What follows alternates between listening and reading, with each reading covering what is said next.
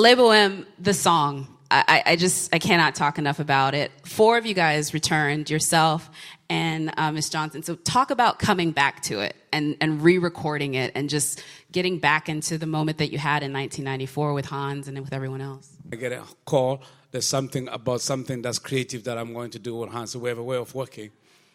Then I see this and little drawings, and I go into it and prepare to leave, and I go back because something is missing. We create the because I'm just looking at this. And then I keep seeing this image of Mufasa coming out. And just as I was about to leave, I turned back and said, let me do one more thing. And I went, nah, and that was it. It was a demo. And we tried a couple of times to redo that. It just never wanted to be redone. What you hear is actually one take. It has been one take 25 years later.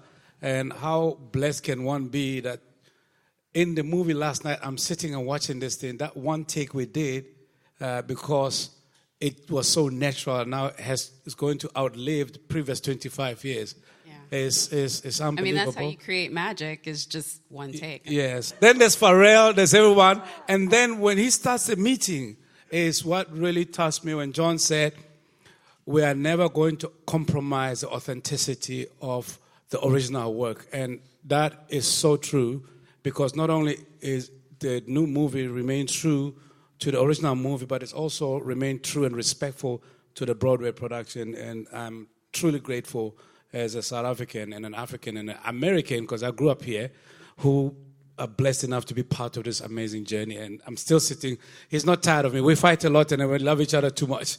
But I get to sit like this and say, I'm truly blessed to have a brother who has given me, and now we've gone around the world on the Hans Zimmer tour, and now who else has this type of opportunity to start the next 25 years in advance? I'm going to say to my hyenas down there, you guys are kind of like that couple that needs to break up, but they don't know they need to break up, but everyone around them knows they need to break up. We're in a very toxic relationship that we try to hide from our leader. It's like she's the boss and also our therapist. Yes, but we're like, yes. I'm not going to tell her the truth in this session, though. How did you get that dynamic? Because it is so different from the Timon and Pumbaa relationship. He's incredibly talented and really, really easy to work off of. And he is a selfless, altruistic talent, which is rare.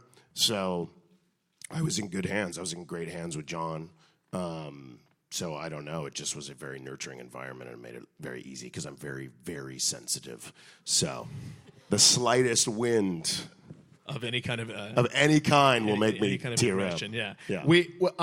I think a lot of John is a great student, has an encyclopedic knowledge of all different types of comedy, and one of those pieces of knowledge is about comedic duos and the dynamic that exists between them. And I know that when we had a very similar experience to Billy and Seth, where we were allowed to walk around the room, it was as if we were being directed in a scene in a play.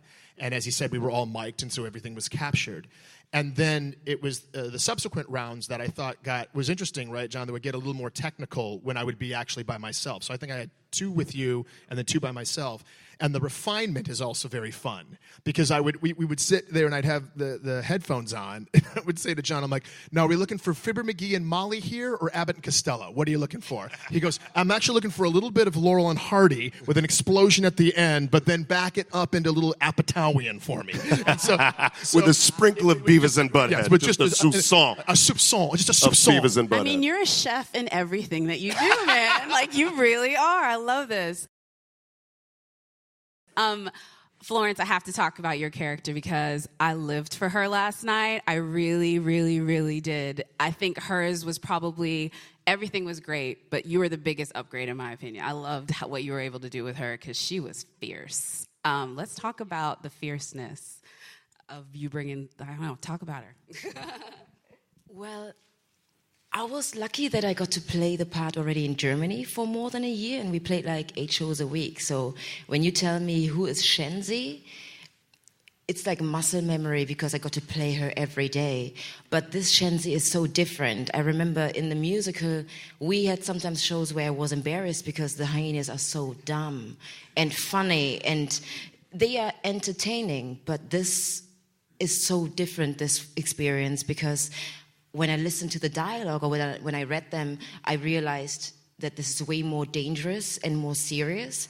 I was lucky that my first day that I was in a black box and I was working with Eric, and with JD, and we were very physical because the guys were so strong. It was easy for me to just be big, and because everybody's very confident, we could just really try out things. We could walk around each other. We could scare each other. We could scream, be loud, be big, be small. And it's like working in a theater, which I love.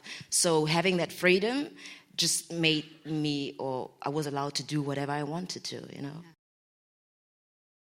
Shahadi, too, also was in the stage play, did Young Nala, and now you're also doing Young Nala in this one, and you have Every Black Girl's Dream. You share a credit with Beyonce, Carter Knowles, so, like, we'll love live. So what was it like doing both versions, the stage and, you know? It was amazing doing both, and it was such an honor doing the stage play on Broadway and also doing it in the all-new Lion King. And one thing that I really saw the difference was that on Broadway, everything's a little bit more structured. I feel like maybe Florence, you probably felt that as well. And you kind of just have to, like, follow direction, which is cool, too. But also, you know, in the all-new Lion King, I loved how John gave JD and I just a bunch of freedom, and especially Pharrell and Hans. We also had a lot of freedom in the booth. He was like, you can riff or do whatever, you know, just make it fun. And it was awesome, and I wasn't used to that, but it was still amazing, so I love that. And can I say that was the easiest, quickest casting I've ever had? Really? Yeah, Sarah Finn. I was get me a list, you know, because we put lists together. There was one person on the list for Young Nala. And I was like, okay, done. Okay, move on. You just want because remember, all of these performers who sing in the movie sing. Like, they're really good singers who really prepared and what? Thank you. I don't know who's getting a laugh. Is it Seth?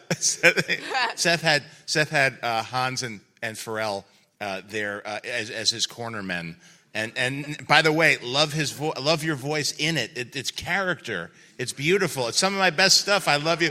You close the show on "Can You Feel the Love Tonight?" I mean, someone had to, and